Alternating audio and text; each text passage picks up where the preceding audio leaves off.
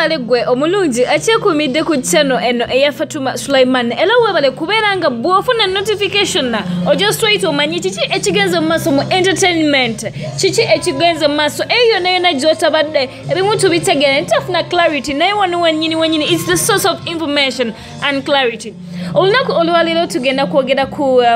Mama Halima Namakula yafunyemu olutalo ne Fina Masanyaze era bali kuwo tebakwatagana mu kaseera kano wetwogera byonna tugenda bikuwa mu maaso tugenda kwogera ku mukulu Jacob omutuuze omukulu ono naye tugenda mwogerako waliwo ebyamugendedde obubi we yagenze ebweru w'eggwanga namwe tugenda bikutuusaako mu maaso. Basically tugenda kwogera ku Neva Bujingo the Bujingos tugenda kwogera ku Pastor Bujingo ne mukazi we.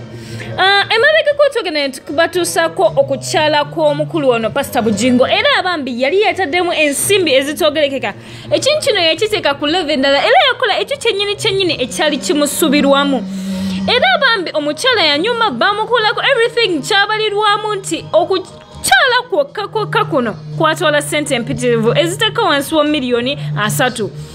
Wabula emabega ko bagenze mu maaso ne bafulumya invitation card eyabadde 8 abantu ab'enjawulo abo bokka abalondeddwamu abafunye omukisa okubeera nga omusumba ono awulira nti ajja kubeera comfortable nabo singa banaabeera bagenze mu maaso ate n'okumuwerekerako okugenda okukimayo mukyala we officially omukyala Susan Makula. Obutawukanako nnyo na kukyala okwagenda maaso ebabegako omukyala Susan Makula yanyumye okutuuka ku ssa eryatuusiza n'erinnya ly'ogamba nti ddala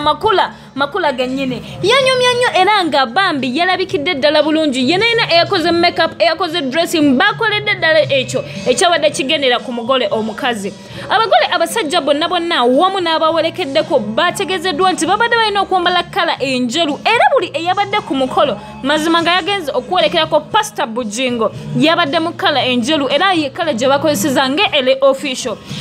Omukulu yawerekeddwako abantu ab'enjawulo mu biti eby'enjawulo era nga muno mwe mwabadde n'omukulu Baby Cool Big Size wamu ne mukyala we Zuwena because they work hand in hand batambula bonna buli kaseera bwe tulaba Big Size just know that omukyala Zuwena agenda mubeera kumpi. Yawerekeddwako omukulu Uncle Katolu bwamu naye teyabuzeeyo ku mukolo nga bazze okuwitnessing omukwano what they call love lwansonga omusumba ye yagambye yadde Teddy yagaana okubeera nga ba officialinga ne bagamba nti nze naawe twawukanye ye agenda mu maaso n'emikolo. Mukolo guno gwabaddeko abantu bamu na bamu nga wenkutegezeza emabegako era nga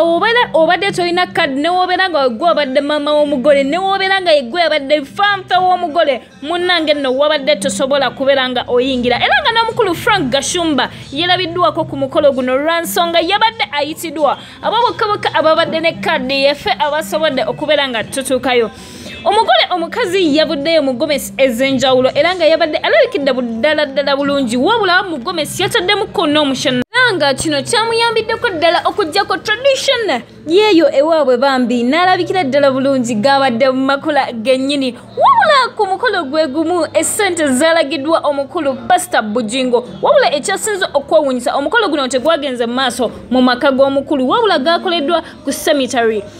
Byonna tugenda bikutuusaako ate binaava mu bufumbo ebyo byonna ffe gwe mulimu gwaffe okubulira ekyo kyennyini nga tuzeeko katini ewa Pastor Bujingo omukyala we gwe yayina omukyala Teddy bambi yavuddeyo ye n'agamba nze sirina buzibu wabeera Pastor yasazeewo agende maaso n'omukyala oyo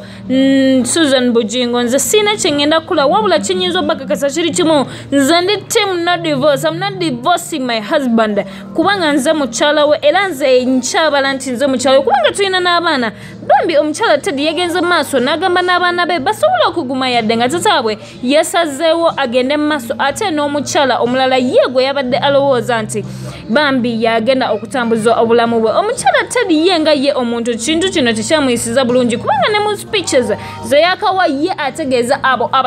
endiga zasumba ku kyakye bambi nti ye tagenda ku divorcinga era teri ssuubi lyonna era Pastor takirowoozaako nti ye ayinza okukera ku makya n'agenda mu kkooti n'abagamba nti ze n'omwami twawukanye officially ekyo tekigenda bberawo wabula ate era kino tukyamuganye kubeera ng'agamba nti she wishes them good tabayinaako buzibu sigamba nti abayinako obuzibu ng'omuntu. Kino kyalese okubuuza kungi mu bantu ab'enjawulo nga bagamba nti kino pastor kibate kimufudde haji lwensonga Bible egamba nti you only get married ng'omuntu gowawasa empeta amaze kufa wabula ekyawukanya ku pastor Bujingo kiri nti ye abakyala be bombiriri bakyali balamu kyokka ate era yagenze na maaso kukola omukolo gw'omukyala Susan Bujingo Makula. Eyo nga tuvuddeyo munange obuzibu bwaguse mu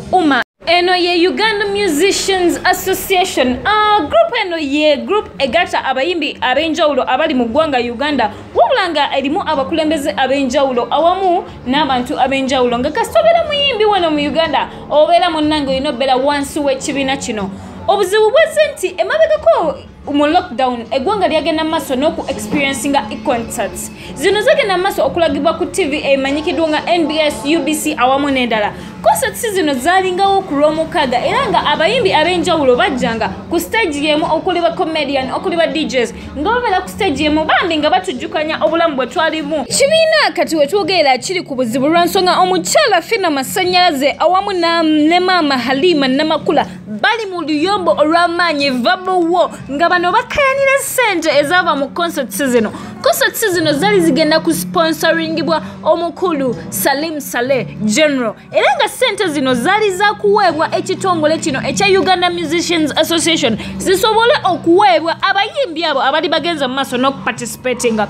wabula mu kaseera kano we twogerera ababiri bano bakayanira ssente zino ekyaleese n'okubeera nga bawa suspe okuva mu kibiina omukulu Big Eye ng'ayita mu bbaluwa gye yawandiise gye yafudde public yategeezezza nti ababiri bano omukyala maama Halima Namakula awamu n'omuyimbi Shakira wa Uganda Fina Masanyalaze baweereddwa suspe basobola okubeera nga ate bunnaye beetereza basooke bategeere nti bunnaye ekintu kino tekiri ku kufuna ekintu kino kiri ku kubeera nga buli muntu afunamu si kyassa kinoomu wabula ekintu kya kibiina kiramba abiri muno buli omu abadde akayanira ssente zino ng'agamba nzayina ofuna shares nene nzayina ofuna share nene kyokka nga bambi zaali ssente za kuyamba buli muyimbi eyali ageza maaso n'okuparticipatinga wetwogerera mu kaseera kano shows zino zaggalwawo era tezikyagenda mu maaso yadde nga bali tusuubiza nti zigenda kubeerawo paka ng'omukulembeze w'eggwanga agenza mu maaso ate n'okuggulawo abantu nga bagenza mu maaso n'oku-experiencinga ekyo kye bali ba-experiencinga before COVID-19 nava ku ludda olw'otujja beera tubikutuusako nga tugenze maaso mu entertainment omukulu Jacob Omutuuze ngono DJ Mulamba ku Radio M1 mu ggwanga ali mabega wa mitayimbwa obudde buno bwetwogerako era nga ebibye bambi bibi ddala omukulu ono yabadde agenzeko e Dubai wabula ekisinga okwewuunyisa abantu abali ku airport ye Dubai bategeezezza nti omukulu ono passport ye eri fake era nga ne yali yabaningibwa okubeera nga addayo e Dubai kyokka ekyasinze okubeewuunyisa kwe kubeera nga omukulu ono yabadde akomyewo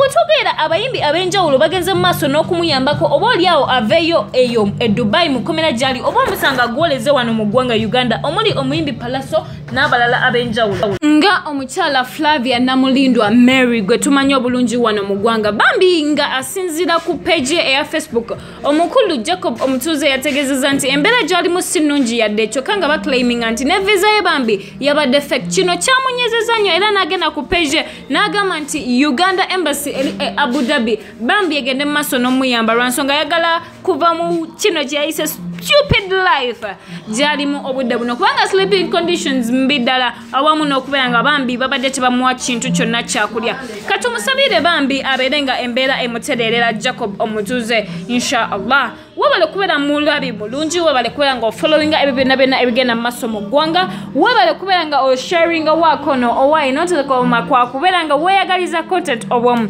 nsigadde nze Fatuma Sulaiman omuweerezaawo wabala wakatwegattako don't forget to subscribe like share and comment thank you